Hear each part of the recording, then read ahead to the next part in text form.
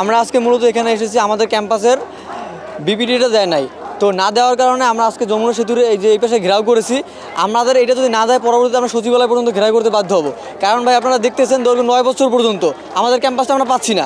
এই রেজওয়ানায় কিছুদিন আগে ঘুরে গেছে, ঘুরে যায় ঢাকায় যায় উল্লাপাল্লা রিপোর্ট দিতেছে।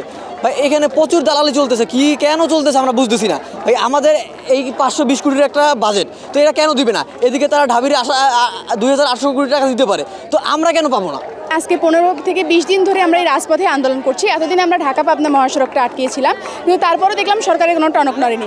এর আগে আমাদের স্থায়ী ক্যাম্পাসের জন্য আমরা মূলত আন্দোলন করেছিলাম, কিন্তু তারপর উপদেষ্টা রেজওয়ানা যখন এসেছিল, এসে উনি আমাদেরকে আশ্বাস দিয়ে গেছে যে ক্যাম্পাস দিবে, কিন্তু এরপর উনি গিয়ে আমাদের সাথে গিয়ে একটা প্রতারণা করছে। উনি বলছে যে আমাদেরকে ক্যাম্পাস দিবে না। ঠিক আমরা এই ক্যাম্পাসের দাবিতে আজকে রাজপথে নেমেছি।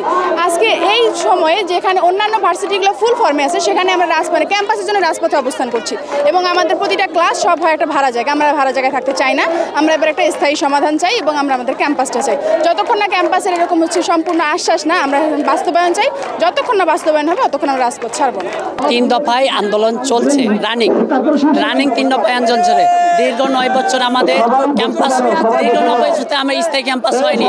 আমাদের দাবি ডিপিপি ও দ্রুত বাস্তবায়নের দাবিতে আমরা রাজপথ নেমেছি।